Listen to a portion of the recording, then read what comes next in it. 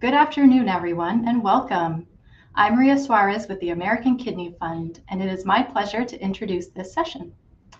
Today, we will discuss the American Kidney Fund's Kidney Health Coach program and the important work coaches do to spread awareness about kidney disease.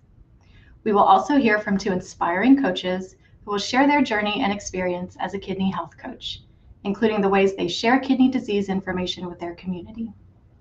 To get us started, I'd like to introduce our coaches. Dr. Jacqueline Flores was born and raised in Guatemala, where she obtained her medical degree from the University of San Carlos.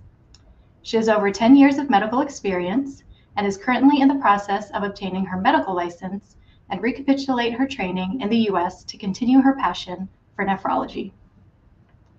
Candace Stevens is a kidney and pancreas transplant recipient residing in Georgia. She founded Day After Foundation, Inc. in 2022, which is a nonprofit organization that provides tools and resources for pre- and post-transplant patients.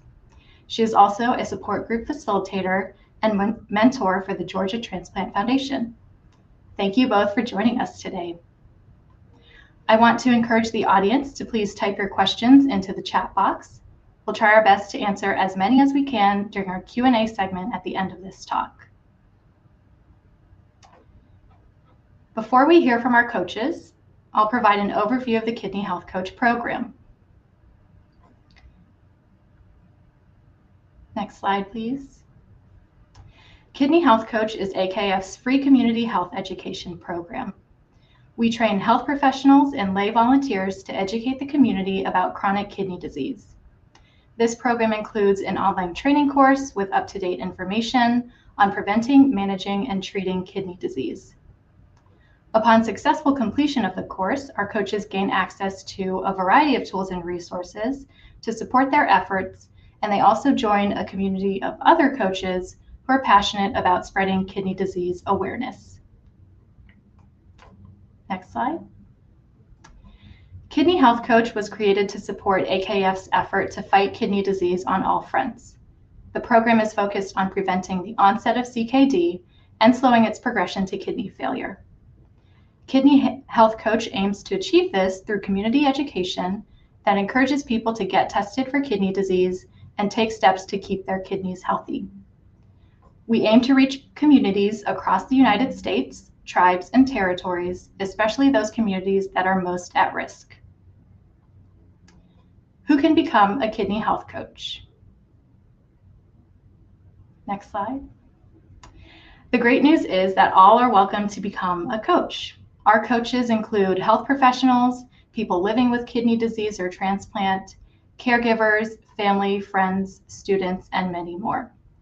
So if you're interested in spreading awareness about CKD, then Kidney Health Coach is definitely for you. Next slide. This program includes a free 2-hour self-paced online training course. The content is presented through a series of 4 modules that covers kidney basics, CKD causes, symptoms, and testing, prevention and treatment of CKD, and why all of this matters in your next steps as a coach. The course is also available in both English and Spanish. Next slide. We also offer free continuing education credits for eligible health professionals, including those listed here on your screen.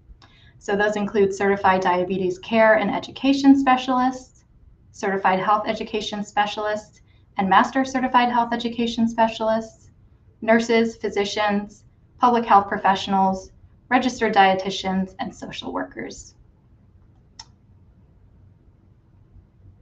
Next slide. So why should you become a kidney health coach? Here are some of the reasons that motivate our coaches today. To inspire others by sharing your personal connection with kidney disease, to build trusting relationships with the people in your community, to raise awareness of kidney disease and its risk factors, to help people learn how to prevent kidney disease and kidney failure, and to encourage people to get tested and take steps to keep their kidneys healthy. Next. So all of our coaches that have successfully completed the online training course gain access to our Kidney Health Coach portal, which you see here.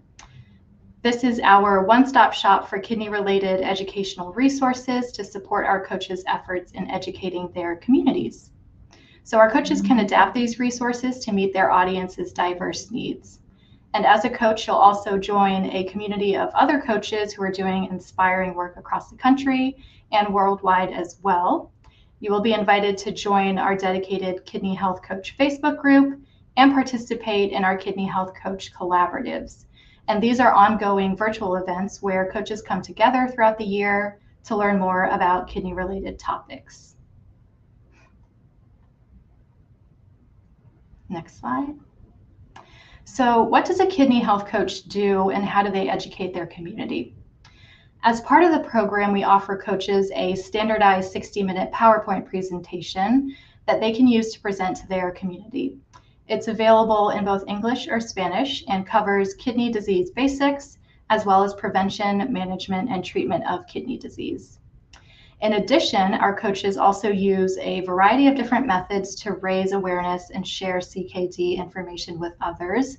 And this includes in-person or virtual group sessions, one-on-one conversations, social media posts, radio, and even podcasts. Settings also vary and can include doctors' offices or clinics, places of worship, hospitals, health fairs, community centers, senior centers, your own home or someone else's home, conferences and conventions, and so many more settings. Here is a snapshot of our Kidney Health Coach community. We have over 5,800 coaches worldwide, hailing from all 50 US states, 5 US territories, and more than 50 countries. 60% of our coaches are healthcare professionals and 40% are non-healthcare professionals, including people who are living with kidney disease or transplant, caregivers, students, etc. Next slide. So we highly encourage you to join our community and the fight against kidney disease by becoming a kidney health coach today. And we'll drop in a link in the chat to our Kidney Health Coach page where you can find more information. So we will now transition to hearing from one of our coaches, Dr. Jacqueline Flores, who will share her journey and experience as a kidney health coach and how she shares kidney disease messaging with her community. Dr. Flores, I now turn it to you. Thank you, Brian. I want to thank also the American Kidney Fund for the opportunity to be here today and to share my story with all of you today. I'm aware that the American Kidney Fund has done such an amazing work helping to so many people and organizing this event. And thank you to all of you that are here today because you're making the time to learn more about this program, and hopefully you will get encouraged by our story. So let's begin. Next slide. So why nephrology? As mentioned before, I was born and raised in Guatemala. And to put some context, Guatemala is in the south of Mexico. Since little, my family and I will help with missionaries that will come from the US, and we will provide medical care in underserved communities. We were able to help these people, and part of that exposure showed to me how much struggle people can have trying to access medication and medical care. That was one of the reasons that led me to become a physician. And during my training, I was able to be exposed to a variety of patients, but I got a specific connection with kidney patients. And that's why it made sense to me to do internal medicine and nephrology fellowship to do so, and to not just the benefit of the academic part, but also to be able to help this group of patients.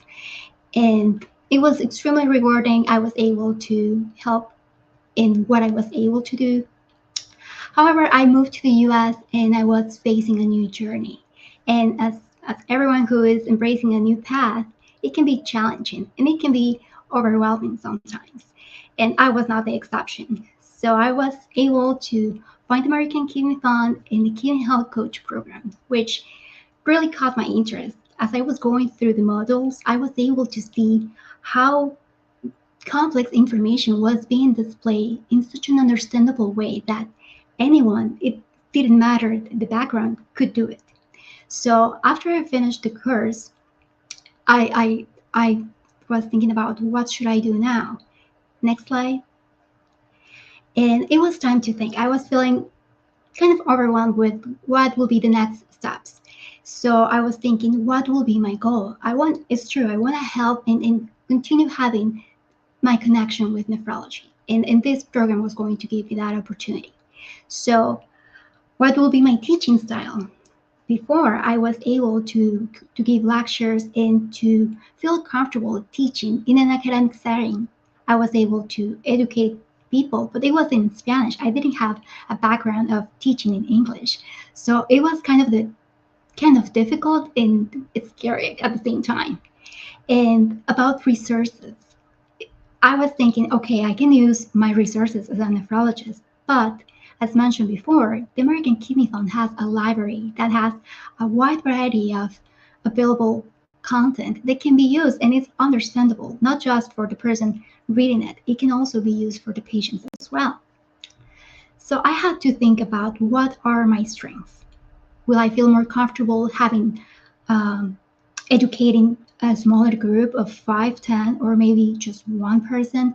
Should I do it in person or should I go virtual?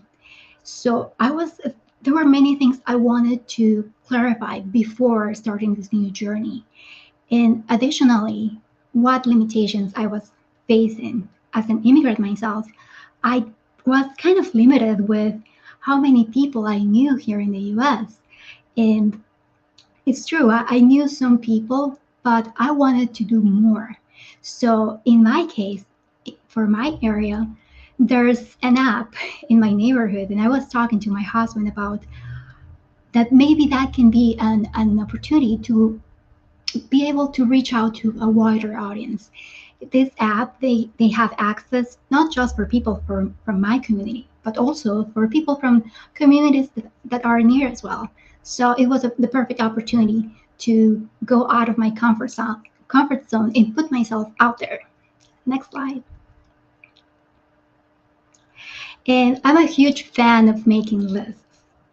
And this time was not going to be the exception. So as I was moving forward with what I wanted to do after having a clear foundation, I noticed that I had to tailor how I was going to approach the sessions. Will I be able to work with patients who have diabetes, hypertension, high uric acid, or should I also focus in a group of people that are already in dialysis, or maybe they are waiting a transplant?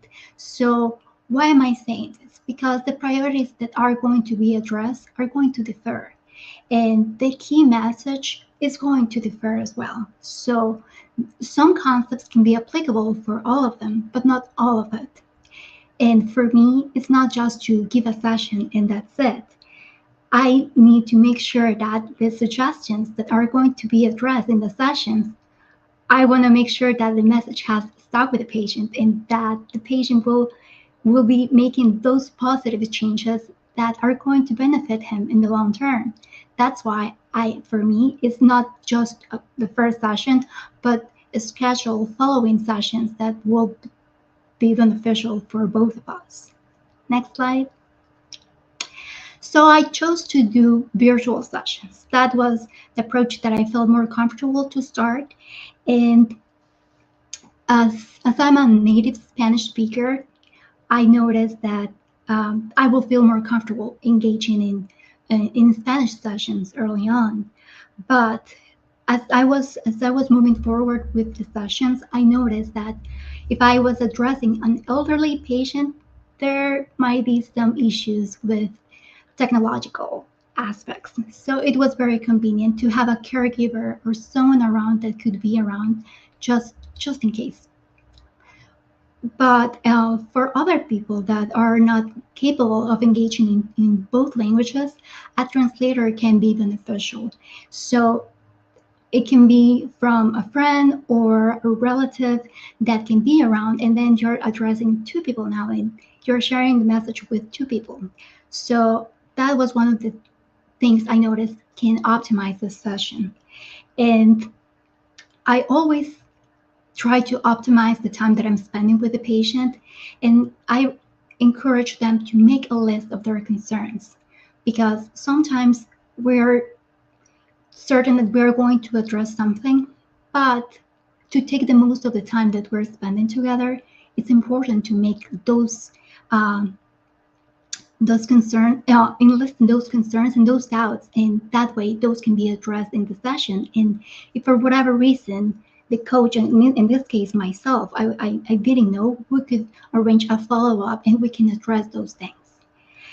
And lastly, I noticed that it's okay to take notes. Sometimes we will think that our memory is extremely sharp, and it can be, but there might be a possibility that we may forget things. And that's why it's okay to have pen and paper around and take those notes with the things that caught our attention during the session or something that needs to be clarified.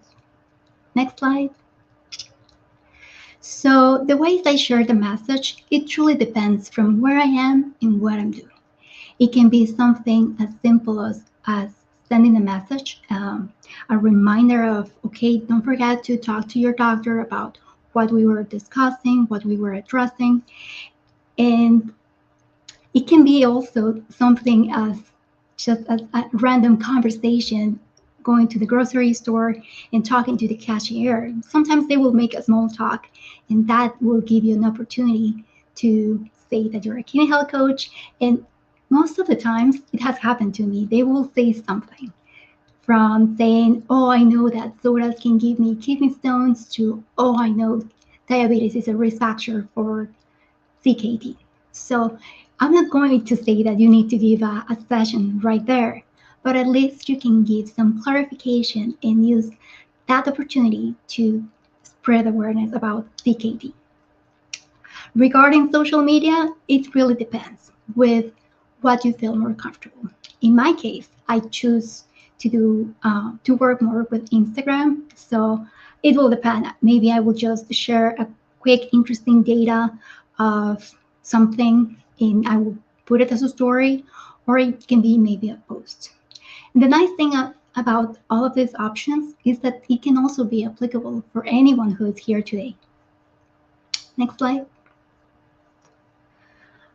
So the impact that kidney health coach has on others, it truly depends, because as coaches, sometimes we will get, and it has happened to me also, that I will get a message of a patient showing me their pills, and for someone else cannot mean anything, but for someone who says, hey, it has been a week and I haven't forgotten my medication, that says a lot.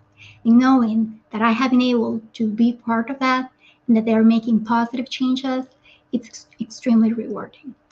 Or maybe it has happened too that patients will send a picture, hey, I have been taking walks now with my wife, and I'm taking better changes, and I'm having a positive attitude.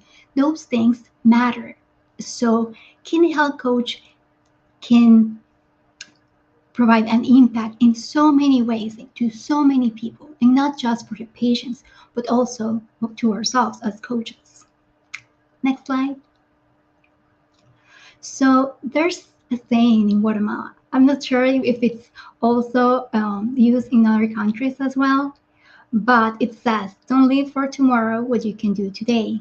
So for everyone who is still hesitant about becoming a kidney health coach, I want to say to you, go for it.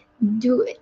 You won't regret, because every day counts. So today is a good day to take action. So please make yourself a favor and go out of your comfort zone and take this course and become a coach. It will be extremely rewarding.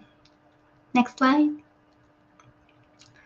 So every time I give a session, I always tell my patients about how important it is to remember that every step counts. I choose to give a last message towards the end of our talk, and this can be tailored for whatever suits you best. But what I chose is one day closer to your goal. So continue with your good work.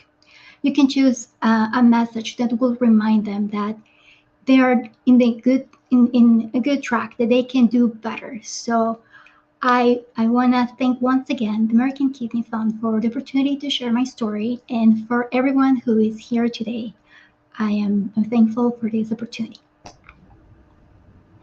Thank you, Dr. Flores, for sharing your experience as both a nephrologist and a kidney health coach, and all of the different ways that you adapt your sessions depending on the needs of the person that you're connecting with.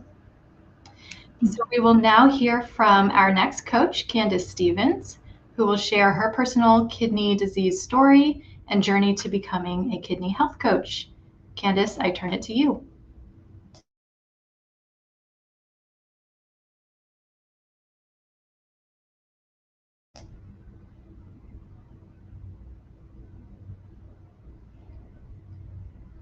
Oh, Candace, you're muted.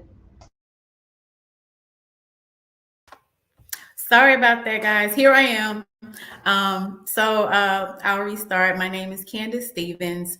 I am a kidney health coach, and I just want to thank everyone for being, here today and taking the time out of your busy schedule to join this session, because as a kidney health coach, it is one of my passions to share my story, to be an inspiration to someone out there that may be listening, that may be suffering with CKD as I was, and need an outlet or just a source of information. So thank you to those again who are here. So I'll share just a little bit about me and my journey to becoming a kidney health coach. So it dates back to age 7, actually. This is kind of where my journey started. So I am from Georgia, Macon, Georgia to be exact, if anyone is on the call from Georgia. My mother noticed some changes in me as a really small child. And those changes included frequent thirst, frequent urination. My weight would fluctuate up and down. So just various other things that she noticed as a child. And one day, I guess just a mother's intuition, she just looked at me and she said, "There's just something different about you today that I haven't really noticed other days." And this particular day, I was very sluggish, very tired. It was just, I just wanted to sleep and I just wanted to drink. So she scheduled an appointment with my pediatrician at the time, and we went in, and my mother's telling her about these things that she's been noticing. And almost automatically, my pediatrician is like, "She is probably diabetic, so let's just test her for that." So I was tested, and my blood sugar came back at 420. And my pediatrician immediately knew, what to do, obviously, and that it was type 1 diabetes. So she ran some more tests. So I was immediately rushed to the emergency room at that point. And by the time I left the doctor's office and got to the emergency room, my blood sugar had peaked to a little bit over 600. So there began my journey as a type 1 diabetic, which, for those that may not know, that means that's insulin dependent. So no pills, just insulin shots. So at age 7, that is very daunting for me as well as my family, because there's no one in my family that I could go to or they could go to for assistance, because I was the first one. So, it was just a lot of trial and error, just trying to get my medications and my regimen under control. I spent a lot of time in and out of the hospital trying to get my sense of what this new normal was.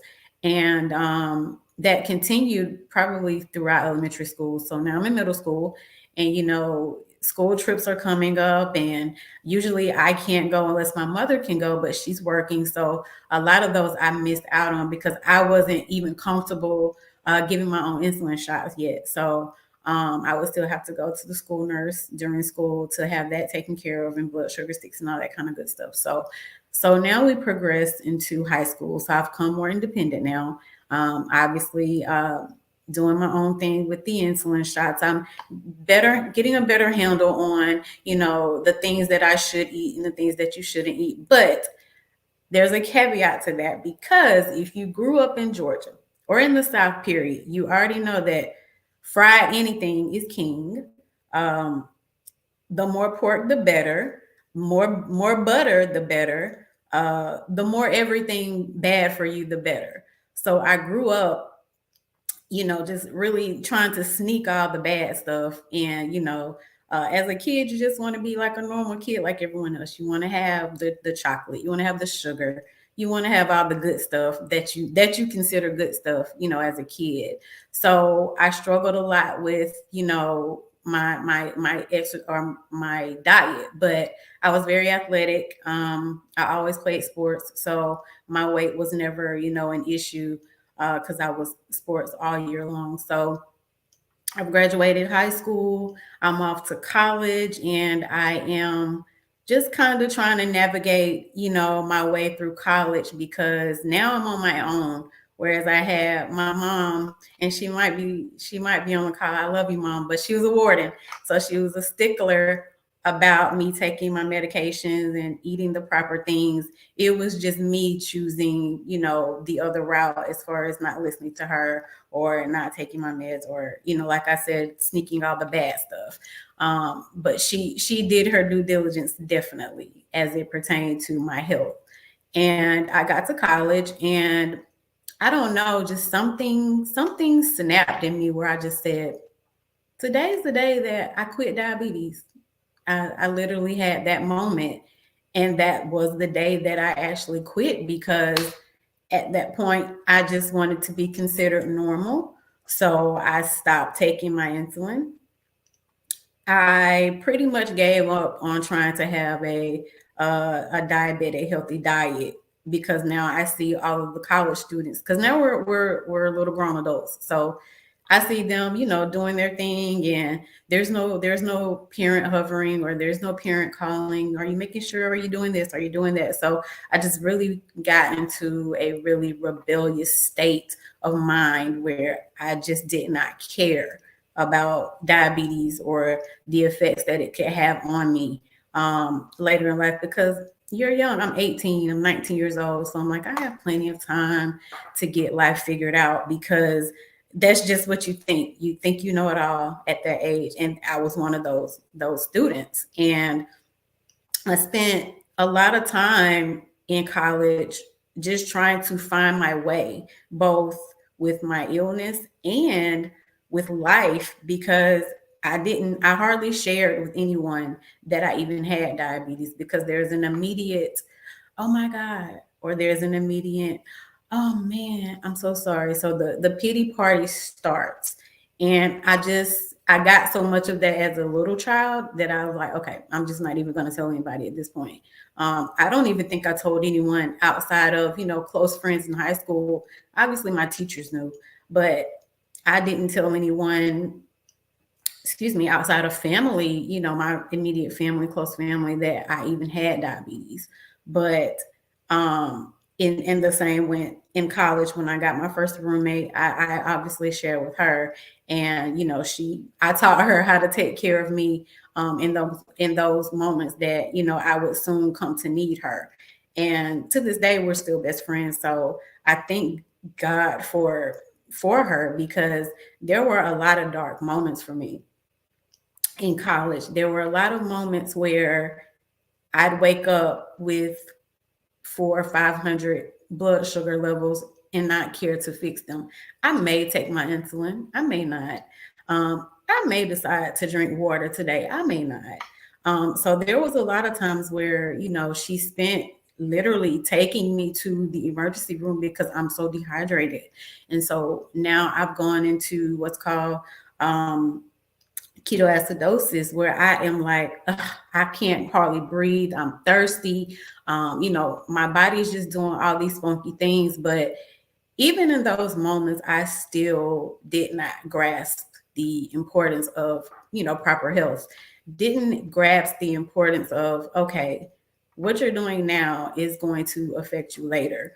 because like I said, I'm still a kid per se, in my mind, but also an adult in my mind. Like I can fix it all eventually, like when I eventually wake up and realize, okay, yeah, today's the day that I'm going to do the right thing. So a lot of time spent there, um, hospitals, emergency rooms, even to the point where I'd have to have my work brought to me at the hospital, because I didn't, weirdly, I did not want to not graduate on time, even though I wasn't doing what I needed to do to ensure that I was in class most of the time. But I have friends that I was so grateful for bringing my work to me in the hospital. I was able to arrange days with my professors and make up tests. So it was just a lot of extra work, physically and emotionally, on me, that I brought on me, because I just went through this rebellious state, just not really caring at all. And that went on for the duration of those 4 years in college. That went on the entire time, just about. But I graduated on time. So I was thankful for that. So I've graduated, I've come back home. I am living with my parents until I find, a job where, I can save some money and move out. So at that point, I had like a temporary job through temp service. So I'm still eating out every day. I'm still partying with friends. I'm still deciding which of the 7 days of the week that I want to take my insulin, and which 7 days that I may not, or 2 out of 7, 4 out of 7. It became like a ratio, like a game of odds to me, honestly. And still not thinking about the ramifications of what's going on inside. So I'm doing that for a couple of years, and then I save my money. I move out. I go and still doing the same thing. So this is early 2005, 2006, where I'm at home. 2007, I move out, doing my own thing, living on my own, still doing what I want. And I'm starting to feel differently. I'm starting to notice things going on inside that, I'm like, okay, or maybe I'm just tripping. I don't really feel so tired, or my feet are swelling. Maybe my shoes are too tight because I love to wear heels. So maybe my strap was just too tight around my ankles. Not realizing, okay, there's something more going on now. There's something different. Some stuff is catching up with me now. So I started to see and go back to my physician, my endocrinologist, locally. And he's asking me, well, how was college? Were you taking care of yourself in college? And I'm like, oh yeah, I'm doing great. And just lying, like he's not going to draw blood work and figure out that I have been doing absolutely nothing to take care of myself. So, in the same in college, they would ask me, well, how are your blood sugars? Oh, they're great. They're perfect. Not knowing that they're going to download my meter and see all of my numbers. Like, you're just so young and silly. You think you know everything. Okay, but enough about it. So now I'm back home, and my endocrinologist is like, okay, Candace, we need to have a serious conversation. Like, there's some stuff going on with your kidneys, so I want you to see a nephrologist who is a kidney specialist. And I go, for what? And he's like, I just need you to go see him because there's some things that maybe I see something, but I want to be certain. And at that time, the something that he saw was potential kidney damage. So I go to this nephrologist, and he's doing his initial labs and everything. And this is fast forwarded to 2012, 2013. And he came back and he told me, you're at like stage 2 chronic kidney disease at this point. And I'm like, what the heck is that even? So we have a whole conversation about what chronic kidney disease is. And I'm in total denial still. Like, okay, I hear what you're saying, but I still have plenty of time to fix this. So thank you for letting me know, basically. I'm like, thank you for letting me know. I got it from here. And he's like, you have what? And I'm like, I understand what I need to do.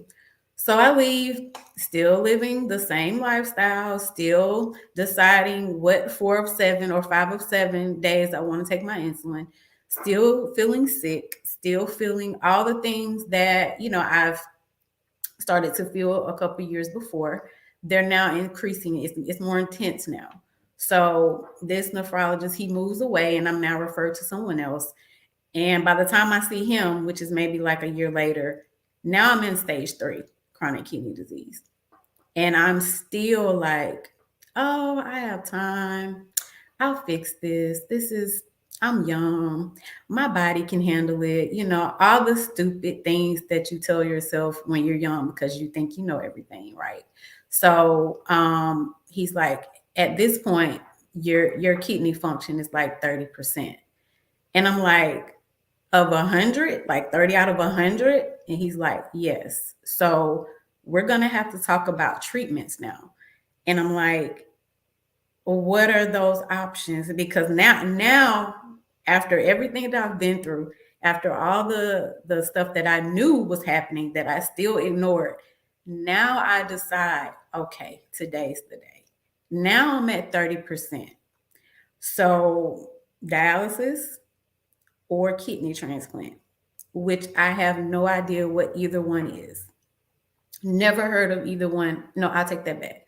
My grandfather was on dialysis in the 90s. That's all I know. And he's like, so I need you to come in. We need to watch these videos about, your options and what each one does and how each one is beneficial. And I'm still like, no, there has to be another way. What's option C? Let's talk about that. And there is no option C at this point. So it's going to be A or B, whichever you choose. So I go to have what's called vein mapping done on my arm so they can input something that's called a fistula that's used, I think, to help get the waste out of your body with the dialysis situation. The very next day that I had that done, it clotted. And I'm like, oh my God, thank you. So I don't have to do this. So he's like, well, oh, I understand what you're saying, but we're going to have to go back in and redo it. And I'm like, nope, there has to be a different way, because if this was the way, this fistula would not have clotted like it did. So yeah, let's talk about other options. So now we're talking about transplant, and I'm like, no, I've never had surgery. I don't really think that's the option for me, y'all. I'm in total denial still. I've been in denial about this my whole entire life now that I think about it, but that's just the mindset that I had. And now I'm telling my husband, like, this is serious now. I have to do something. So it wasn't until that moment that I started to share that I have chronic kidney disease and I need a kidney donor ASAP. So I tell my sister, I tell my cousin, like, I'm telling everyone, and everybody's so supportive and everybody's wanting to share and wanting to give and wanting to be tested. And I was like, oh my gosh, I wish I had said something before. I wish I had come to a realization before about how serious this was for me. And come to find out, my sister, she couldn't be tested because of some health issues. My cousin had health issues. My other cousin wanted to become a mom, so I didn't even want to chance it with her and something happening to her where she would never get the opportunity to be a mom like she desired. And my nephew, who was maybe early 20s at the time, I just knew he was going to be the perfect match. He's been athlete his whole life. He's fit, he's buff. And I'm like, I'm going to get this young kidney and live forever. Found out he couldn't. He was pre-hypertension. And I'm like, oh my God, this family is so cursed, right? So I'm crying, telling my husband, like, I don't know what I'm going to do. I don't know what to do. And something came over him and he just was like, I feel like I'm your match. I think it's going to be me. And I'm like, there is no way. You hate the doctor. You hate needles. You hate anything medically related. On top of that, y'all, he eats worse than I do. So there's no way that kidney is going to be healthy enough to save me. So this point, I am 15% kidney function now, summer 16. And we're at Piedmont Transplant Center being evaluated. And it's a whole day of evaluation. And I'm really shocked that he's going through with this, because I told him, if I make this call where there's no turning back, he's like, just call. So the doctors come in and they tell us, hey, you guys are a perfect match. I was floored. You hear me? I couldn't believe it. I didn't know whether to be excited or like, what in the world? Like, but it was amazing. And this is kind of where my switch for sharing my story and the importance of being a kidney health coach kind of came to be, in a sense. And I'll have the guys pull up my slideshow so that I can show you just a few pictures of what that transplant journey was like for us. So on the first slide that you're looking at here, this is evaluation day. This is the day before surgery. My husband and I were at Piedmont, and this is December 1st, 2016.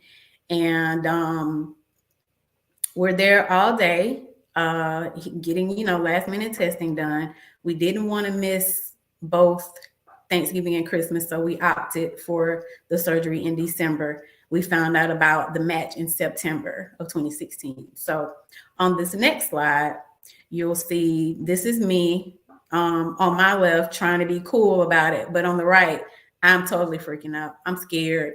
I almost want to be like, I don't want to go through with it anymore. But I know that, this can potentially save my life. So I go through with it. So the next slide. This is exactly one day after the surgery, December 3rd. So my husband, whose name is Jabron, he walks down to my room to check on me. So one of the nurses was in there and she took a picture of us. So this is us here. The next slide. So Jabron he caught an infection, which was very rare, as it pertains to him being a donor. It was, oh my goodness, it was something called the omentum, which is the inside lining of your stomach. It became inflamed. So about 2 weeks after we had our surgery, he had to be rushed back to Piedmont so that they could get the infection out. So that was a second surgery for him. So we both are still in recovery, and we're still recovering together at Piedmont. So here's a few pictures of that. The next slide. This is my first day back to work. About a month later, I actually had about a 3-week recovery time, but I just took the extra week just to be sure everything was okay. So this is me. I'm like, I'm back. I'm better than ever. I'm feeling good. I'm looking good. So that's that. The next slide. So as I stated in the beginning of my story, I was diagnosed with type 1 diabetes at age 7. So once I had my kidney transplant, I know what the process is like now. I know what it's about.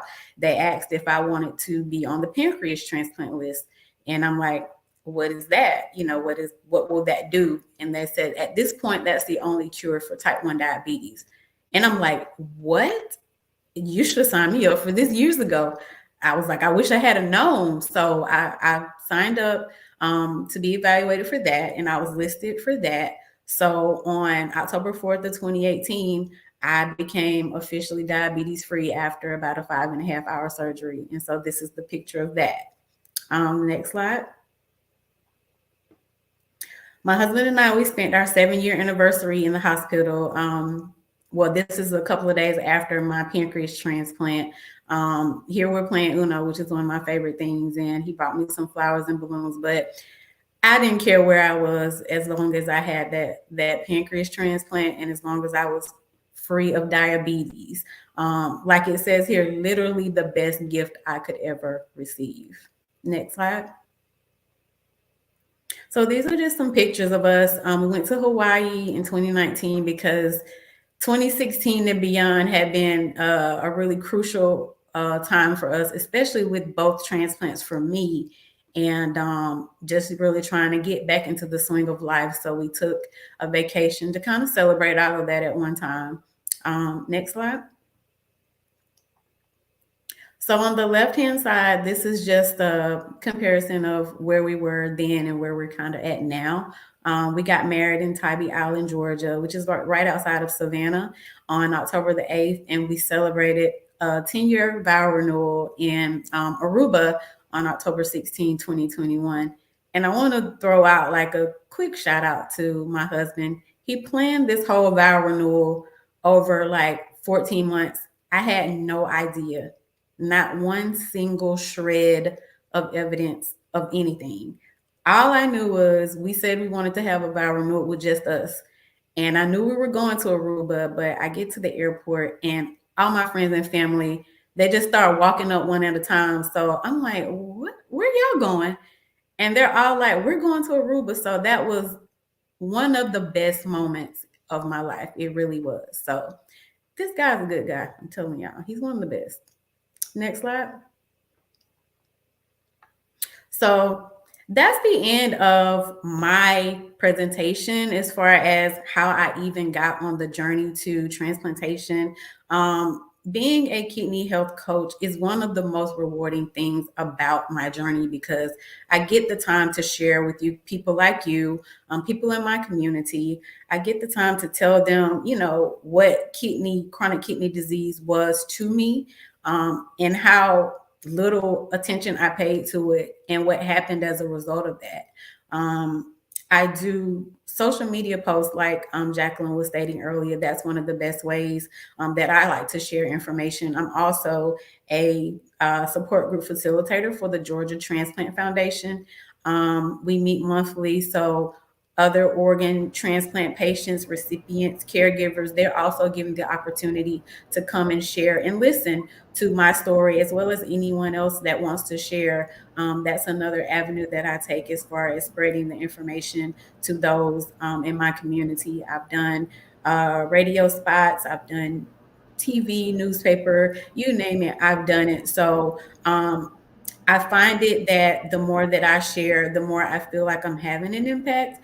And I hope that's the case. That's always one of the goals when you take on, a project such as this. So, as Jacqueline stated, if you're thinking about it, today is the day. Make the decision because you never know whose life you can change by just sharing information and sharing your story. So that's all that I had. Thank you guys for listening. Thank you, Candace. Thank you for sharing your experience and how your journey brought you here today as being a kidney health coach. So we will now transition to our Q&A segment with our coaches. Please submit your questions into the chat box and we'll try to get to as many as we can today. So for our first question, this is for the both of you. We'll start with you, Dr. Flores. What are some common barriers and challenges that you face when you're conducting either education sessions or sharing kidney disease information with your community? Okay, so one of the challenges, I would say it truly depends because with virtual sessions, the first one is kind of like to have an idea how the situation is with the patient, with that member of the community. But in the follow-up, once they have gotten the vibe about how the coach is, then they will open themselves and they will sometimes take a little more time to express their concerns than what we had in mind early on. So I would say maybe time management, because in the follow-up sessions, once you develop that good relationship with that patient, then it's more easy for them to share their concerns with us. So I would say that's the biggest challenge, that sometimes it can be a little difficult to just stay in the timeline that we want, but it gives an opportunity to have additional follow-up. Great, thank you. Candace?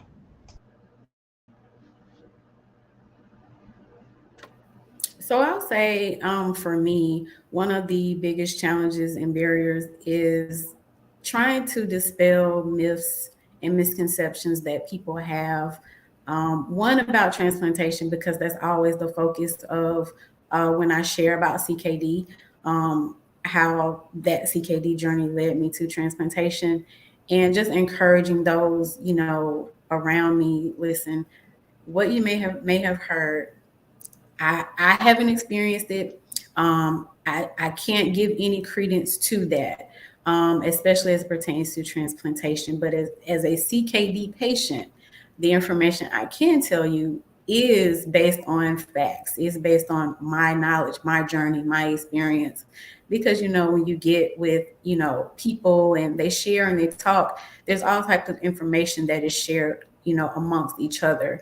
And, some of it's true, some of it's not. So just kind of trying to dispel what people may think they know or what they heard is always one of the biggest challenges for me.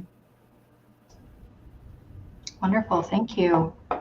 So our next question is also for the both of you. Candace, we'll start with you this time. What advice would you give to new kidney health coaches who may be unsure of where or how to start? So I'll say that the American Kidney Fund has a wealth of knowledge and tools and resources on their website. And that's a great starting point for anyone that's actually considering becoming a coach. You don't have to have experienced CKD such as myself in order to teach others about it. Although it's a bonus, it's not a requirement. So if you don't have the information, start there. You can go there. Just a general Google search will give you all sorts of information and tools to get you started on that journey towards becoming a coach. Right, thank you. And Dr. Flores? What I would say is to, as Candice was mentioning, the AKF has a great library that has really good options for anyone. So the starting point will be after taking the course, check the AKF library and basically go through it and check what caught your attention the most, and that will give you an idea on how to expand the knowledge of CKD and additional diseases that can affect the kidneys as well. And that will be a good starting point from how to improve your knowledge as a future coach. Wonderful, thank you.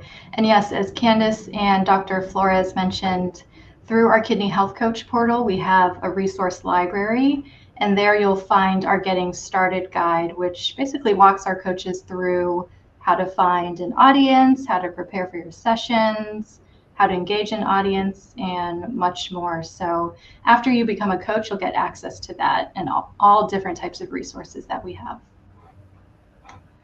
All right, so for our next question, considering various learning preferences, how do you keep your audiences engaged when educating people about kidney disease? Dr. Flores, we'll start with you. Okay, so in my case, because I chose to do virtual one-on-one sessions, I think I'm covering most of the different types of learning, because I have visual, I have listening, I have, sometimes I will talk to the patient and I will say, okay, what will you say to me if I'm in your shoes? So we're kind of covering everything there. So I think doing one-on-one really gives you the opportunity not just to cover most of the different learning preferences, but also for the patient to open more themselves about their fears and their concerns. So I think that is what can really help to someone that maybe is starting and is kind of hesitant about how to begin with their sessions. Thank you. Candace? I'll say for me, because I have a unique perspective because I live with CKD, just really sharing my story, giving my testimony is one of the primary tools that I use, whether virtually or in person, to share information about CKD and the importance of taking care of your kidneys and your health. It's always great to listen to someone that's actually experienced it or is experiencing it, because it's firsthand knowledge. So even if a coach is struggling, maybe reach out to people in the community or those that you may know, that you might find someone that may be suffering with CKD that wouldn't mind sharing what they're going through with others. Because one of the primary reasons that I do is because I may be able to touch someone that's going through or has gone through the same thing as me. So that's one of the key pieces that I would encourage a coach to do as far as keeping the guest, attention, because CKD is not, something that, oh my gosh, we're so excited to talk about it. It can be, but you have to make it engaging. You have to make it fun in some sort of way. Asking questions, having Q&As, having maybe prizes for guests for answering, different things. And I've done all those things. So all of those are also successful tools that you can use as well. Wonderful, thank you. We also have another question here. So what advice would you give to coaches who do not or have not had kidney disease? Jacqueline, would you like to answer that question? Yeah, absolutely. So yeah, when we're not patients, it's a little more difficult to feel like we have a connection. But most of the times we know someone who has hypertension or who has diabetes, and those are the leading causes of CKD. So that will help to develop an initial connection with kidney diseases, because we want to avoid uh, our friend or the person that we are going to give the session develops and it progresses to CKD in a terminal stage. So I would say that maybe thinking about the patients who, or the members of the community who have hypertension or who have diabetes, high uric acid, those are the people that can give you a bigger interest in how to help them to avoid the development of CKD towards the end. Great, thank you. And I think we have time for one more question, so I'll pose this to the both of you. How do you decide what to discuss in your sessions, and how do you tailor your messaging to meet your specific community? I'll start if that's okay. That's a really good question. So because I am in a unique situation, because I experienced CKD, I always start with my story. And if you don't have a story, then share a story that you may know. Share a story that you may have heard of, because like Jacqueline mentioned, you want them to trust you, obviously, but you want to get that connection with the audience as well. So I like testimonials. To me, they're the best. They're the best method for one, sharing, for two, keeping the audience's attention, because you want to know what happened in the story. How did it happen? Why did it happen? What was the end result? So I would say, for me, testimonies have always been, golden. Even if you haven't experienced it, maybe you can reach out, to those that you may know again, and see if there's someone willing to share and willing to share their experience with it. Wonderful, thank you. Jacqueline, anything to add? I would say that after getting the first initial session with your member of the community or with your patient, that will give you an idea on what are their biggest concerns. So basically, having an open communication can lead to what is their special interest, or something that they really want to address with more detail. So that will help you to engage in your future sessions as well. Wonderful, thank you both. So as we close, I want to thank both Dr. Flores and Candice for sharing your inspiring journeys and experiences. And thank you to our audience for your participation today. Our next session will be Kidney Kitchen Q&A with renal dietitians at 3:00 p.m. Eastern Time. As we conclude, you'll see a brief survey pop up in the chat. Please take a moment to fill it out. Your feedback will be very useful as we plan future sessions. Thank you again for tuning in, and enjoy the next session. Thank you.